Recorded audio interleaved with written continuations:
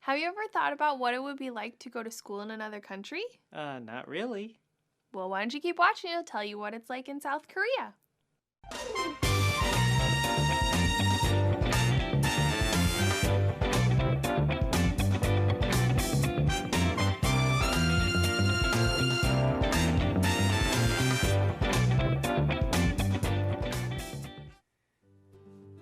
Hi everyone, welcome to Joshua and Alyssa. It is week 62 and we have some more exciting things to share with you. And Alyssa has some more missionary story. And we have something in our background that is a little different, so hopefully you can figure out what it is. Yep. So I want to tell you some more about South Korea today. And I want to tell you about the school that I got to visit and how there's some things that are a little bit different from what we're used to when we think about school here in the U.S. So the school that I went to was Buwu Middle School. And I can't remember what the grades were, but I think that the way they divided it up as middle school was a little bit different from typical, like what we would think of as middle school. So there I am with our Korean teacher that we went with and some of her students. So this is probably something you would see at a school. What do you think it is? Books in another language that I don't know. Yeah. A library. Oh yeah. So they have a library at their school, which was pretty cool. They're very proud of it because I guess it's kind of hard to get a hold of lots of books. And it was really cool just to look at all these books and think about all the words and symbols that make sense to somebody else, but they definitely did not make any sense to me. But they had a library. And this is not a student. This is a teacher. He just looks really young. But they have teachers. But what do you think is a little bit different? I mean, he's just like a middle school teacher. What do you think is a little bit different about school? You have to dress up really nice there. Yes. He's wearing a suit and tie to teach middle school, and I think most schools here do not dress up that much. That would be kind of weird. Actually, we don't even do that at a lot of our colleges anymore. Nope. But it is still very much so a thing to be dressed up. This was also very different for me. Do you have to take off your shoes and put on slippers when you go to class? Yes. When you walk in the door Wow. to the building, you have to leave your outside shoes there. And most of these kids had indoor slippers, but if you didn't have them, you had to borrow them, which for me was really funny because my feet were still really small. Even though it was Asia where they have a lot of smaller feet, still my feet were really small in these slippers. So then we had to wear these little slippers everywhere in the school building. And here's a classroom. Now that looks pretty normal. Desks, teacher, chalkboard. Yeah. Look at what the kids are wearing. What's different about that? Oh, are they wearing like winter coats? Yes. Do you remember we had snow in the last picture? Oh, yeah. In the last thing? And it was cold and their building was not heated. Oh, So you're wearing those little no. slipper things in a not heated building. It was very chilly. And they're wearing their coats because it's not heated. It's just like open windows. So then imagine what that would be like in the summertime. No air conditioning either. Kind of a little bit different. It was really funny. This teacher, the students all thought he was really, really good looking and he was like their favorite teacher. And we got in there and he was teaching in Korean, but as soon as we got in there, he switched to English and he had really good English. The students thought it was so great that he knew English and that he could teach some of his class in English. But some of that looks pretty similar to what we're used to here in the US. How about this? That does not look like what I'm used to using.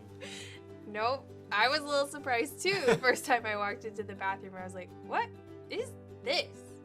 It's just a little short potty on the floor. Uh-huh. So that's kind of fun. It looks like a little bathtub. I don't think so. So you might run into one of those if you go anywhere in Asia, you might find these. And they have the bathroom stalls are going almost all the way to the floor. It's only maybe 2 inches from the I floor. hope so. And in your little slippers. This kind of looks like schools here. Oh, is that fake grass? Yeah. They have a nice field. They do. So it has a track around the outside of it and that soccer goal, and then there is also a basketball hoop, Mm-hmm. kind of just to the right of where we are. And then that's their school right behind it that we were just in with all the windows that they can have open in the summertime. And a little chilly in the wintertime. And just to the right of that was their cafeteria where you could eat every day, where I learned how to eat with chopsticks, metal chopsticks. That is a hard way to learn. Yes. But the kids got a couple breaks during the day, and they could go out and play soccer or walk around the track. And the teachers wanted them to be outside. Like they didn't just have downtime inside unless it was raining. They wanted them to be outside because they knew it was very good for their health. And they think it's really important that you do things that are good for your health. When we were there, I don't think I've ever been treated so much as a special guest before in my whole life. They brought us flowers, and they were bringing us cups of water and little snacks everywhere we went. They had to do all of these little things to make sure that we felt like they were their very, very special guests. And they loved presentations. Anytime we went somewhere or we did something, they wanted a presentation.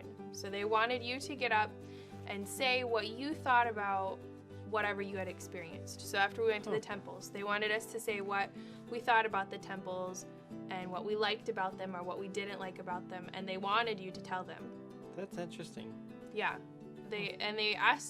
Sometimes they would ask questions that to us seemed almost offensive, are you sure you want to ask a question like that? But they really just wanted to know.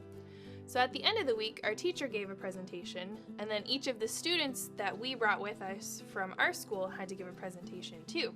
So they had to talk about things that they learned or things that they really enjoyed. They got to stay with Korean students, so they got to talk about how they got to know their Korean friends. And then afterwards, they loved taking pictures. With hearts. And it had to be a heart, and it was really funny. The boys in our group were we have to take a heart picture. That was just, even from Guam, where we're very familiar with the picture taking and all of that. It was funny. But they had all these poses that they wanted to do, and they needed them to be part of the whole presentation thing. So some of those things are pretty close to what schools would be like here in the United States, and some things are a little bit different. So maybe some things that you didn't think about, you could do that differently. Or now you should be really thankful that you have heat in your building when you go to school when it's chilly out and you're not wearing your winter coat and slippers inside. Okay, I have some more missionary stories. Yeah. Okay, get us next. So we left off our missionary story last time with Mustafa leaving the missionary's house, and he didn't understand how she could claim that Jesus was God, and he just ran away. But he was struggling because he thought there were things about what had happened while he was at her house. The singing and how she just talked to God like he was just right there with her. Some of those things just seemed so foreign to him, and he couldn't push those thoughts out of his mind. Could he really be a friend with Jesus? Could Jesus really be his friend? Could he talk to him like he talked to his friends? And so he was still kind of thinking about that. Well, Mustafa leaned on the edge of the deck on the top of his house and just kind of looked off over the city. He saw all the different houses, and in the distance, he saw a tall tower, and on top of it was a minaret, another smaller tower on top of it. On top of that was a loudspeaker. And that was the mosque of the area where he lived. And that's where all of the Muslims would go when it was time to pray. And on Fridays, it was a special day of prayer. And so the mosque would have someone would make a call for prayer, and then the people could come and spend time praying and thanking Allah for things. So he just looked out over the city, and he thought about those things, and he thought, how can I ever know God like Layla does? I go to that mosque, and I say prayers, and I say the things, and I do what I'm supposed to do, and I learn the words from the Quran, but how can I know God in a different way? He just sat there, and he thought about it. And all of a sudden, he heard the sound of the leader at the mosque and the voice over the loudspeaker, and it surprised him, and he jumped a little bit. And he heard the man call out, and this is what he heard every single day, 5 times a day. He heard this call to prayer. And this is going to be in English, so when you actually hear the call to prayer, it's going to be in Arabic.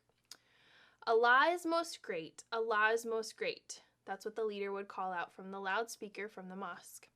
Allah is most great. I bear witness there is no God but Allah. I bear witness there is no God but Allah. I bear witness that Muhammad is Allah's prophet. I bear witness that Muhammad is Allah's prophet, and Allah is most great. Allah is most great. There is no God but Allah. So Mustafa would hear this 5 times a day and would remind him that it was getting close to the time to pray. Now, on a normal day, you would just see the boys and the men of the village stop what they were doing, bring a mat out, and they would face toward their holy city of Mecca, and they would pray when they heard these prayers being called. So everybody would stop what they're doing, put their mat on the ground, and they would say their prayers. But Friday was a special day. Friday was the day when they would all go to the mosque, and together they would pray, but only the men and the boys. So Mustafa thought, how could I talk to God like Layla does? I know that I go to these prayers and I say my prayers every day, but it's not really like I'm getting to talk to Allah. And Mustafa's dad saw him standing there. He said, "Come on, son, you think too much. Let's go. It's time for us to say our prayers." So they grabbed their prayer mats and put on their sandals and began to walk down the street with all the other men and boys who were headed to the mosque to pray for that day. And Mustafa walked slowly beside his father. The only sound they heard was the sound of their sandals on the ground as they walked. Mustafa looked up at his dad, and he saw that his dad had wrinkles around his face and around his eyes, and he couldn't even see all of his face because his dad had a big beard on. But he thought, will I still say the same words when I talk to God? When I'm as old as my father? Will I just say those same things again and again and again? It's almost like his father knew that Mustafa was thinking over so many different things in his head. And he said, he repeated one of the hadith, one of the special kind of like little phrases or traditions of their religion of Islam. "Remember, my son, prayer is like a stream of sweet water which flows past the door of each one of us. A Muslim plunges into it 5 times a day. We are put here to pray. That is the purpose of life." Mustafa thought, plunging into water. That was fun. He had done that with his friend in the summer. They had jumped in the river. It had been so cool and refreshing. But praying like they prayed 5 times a day, it didn't feel cool and refreshing. Nothing felt new about it. It was the same thing every time. It still had him thinking. Well, they all gathered, and the first step before entering the mosque was the time of ceremonial cleansing. Now, these things that Mustafa was getting ready to do were the things that Muslims have done for years and years and years and years and years before, and it's just been tradition. They just keep passing it on, telling the next person, and they say that these traditions are things that Muhammad told them to do, and this is what will make Allah happy. So the first thing Mustafa had to start with was washing his hands. So he washed his hands in the special water, he rubbed in between each one of his fingers, and he washed them 3 times, because Allah will not hear your prayers if you were not clean. So he washed his hands very carefully, made sure he got all the dirt off in between each finger, in between each nail. Then he had to wash his face, and he washed it very carefully 3 times. And even he washed inside his mouth, put water in his mouth and spit it back out 3 times. Then, most important of all, you had to have clean feet. And Mustafa had left his shoes by the door and then left them by the mat when he came in. And he had to clean his feet. So he scrubbed and made sure he didn't have any dirt or pebbles or rocks or anything stuck in between his toes. He got his feet clean all the way up to his ankles, and he washed them 3 times. Because if he didn't clean them, Allah would not hear him. He even scrubbed the bottom of his feet to make sure there wasn't anything down there that would keep his prayers from being answered.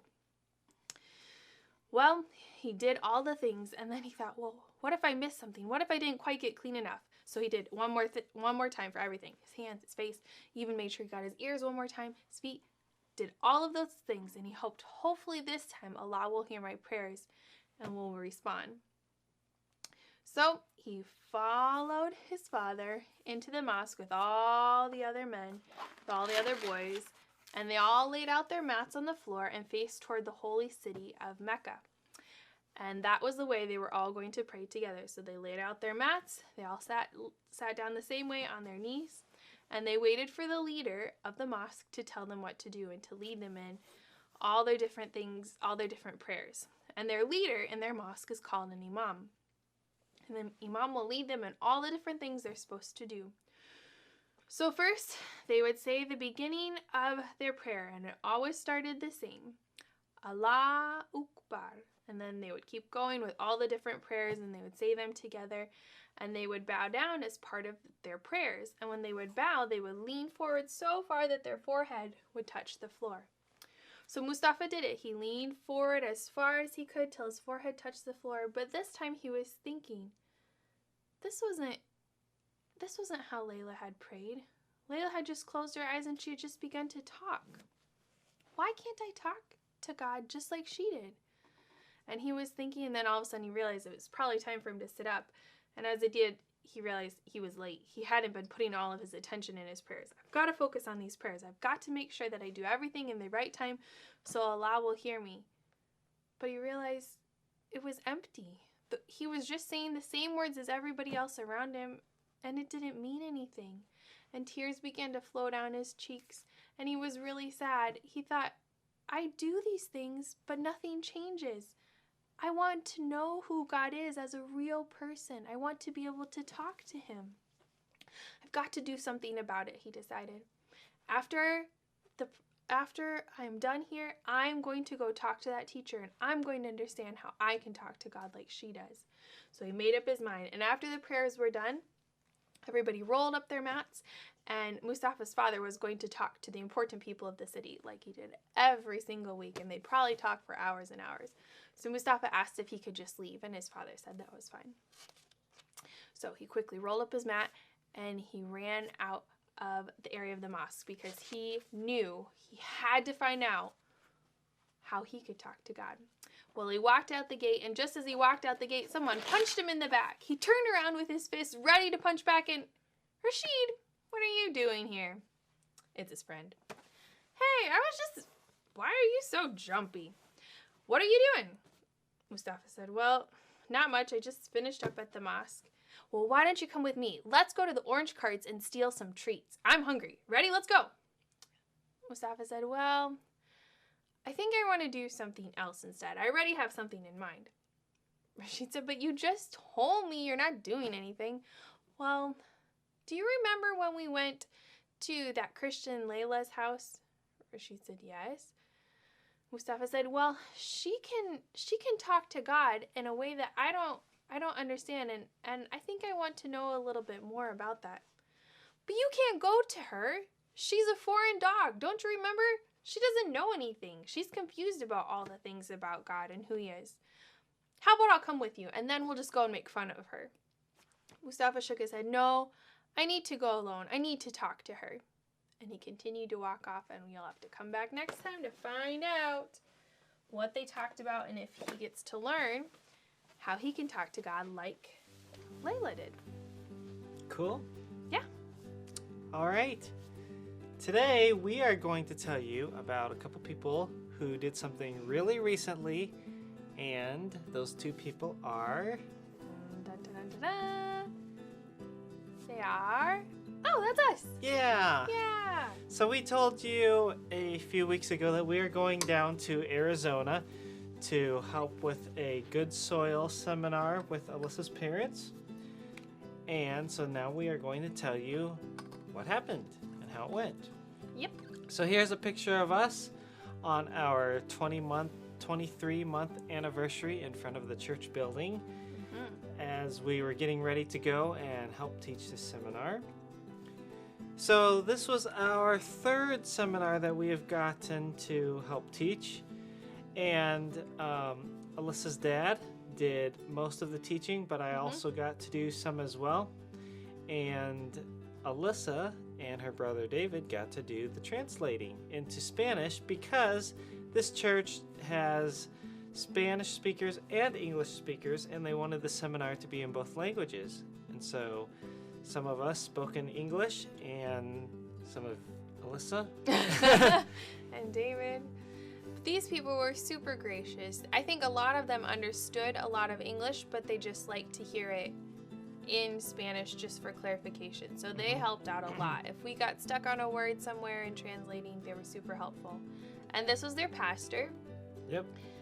Pastor Roberto, and he was really helpful, and he has a huge heart for the people in the area and just encouraging them to want to make disciples of the people that live nearby. And part of the fun of doing a seminar is that you get to write on the wall, kind of. We have these like giant sticky notes, and they have different activities that we get to do. We get to write different things or draw pictures that help illustrate the things that they've learned. It's always fun to see what's important to people and what they get to write on their big sticky note on the wall. Yep, and a lot of the seminar is done in groups. So everyone is divided up into groups, and they have different activities where they talk to each other and ask questions and fill out answers and do things together collectively so that they can learn together rather than just having us teach them everything. So our goal was to use the 6-hour seminar to teach them how they can more effectively be evangelizing their friends and family, and also disciple them through a biblical-based approach to discipleship. And so these activities gave us opportunities to look at the material and think through the different aspects of evangelism and discipleship. And so here's a picture of David helping some of the Spanish speakers with activities and explain it better to them. Here's a picture of Alyssa doing the translating for her dad, and another picture as he shared his personal faith story of how he came to a saving knowledge of Christ. And he always does this with a couple chairs to represent how he went from one standpoint, one perspective of thinking about life to a new one. And so Alyssa stood behind him as he gave this illustration and helped translate for him there. That was probably the scariest part of translating, because I didn't know exactly what he was going to say, and it was tough to think about like all the different tenses that he was talking in and telling the story. But it's important that people could understand what he was trying to communicate. And I was super thankful that God brought a lot of words back that I haven't used in a very long time, but he brought them back and brought them to mind just when I needed them. And here's a picture of Alyssa helping one of the groups work through one of the activities that they were assigned. And this is one of those moments when Alyssa's mom forgot to use some words in English that would be easier to translate into Spanish. And so she's using some big long words that Alyssa probably did not know the translation for. And then after she realized what she had done, she turned and laughed because she was making things hard for Alyssa. And she said a lot of things. She kept talking talking and talking. Without giving you a chance to. Without a break for me to like explain what she had just said. Yeah. So it was a lot of fun. It was a good learning opportunity for us. We do hope that we can help not only with more of these evangelism and discipleship seminars, but also that we could help with more that are done with Spanish speakers, and keep using that translation ability of yours. Still a little shaky. Yep. So it was a good day. It went by really fast. 6 hours is not quite enough time to go through all the content that we want. So we had, especially when you're translating, so we had to cut out a few things and just do our best to get the main points across.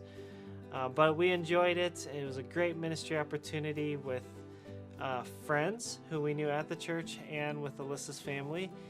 And looking forward to maybe going down to Arizona again another time at another church to do it all over. Yep, because there's lots of people that need some good discipleship tools.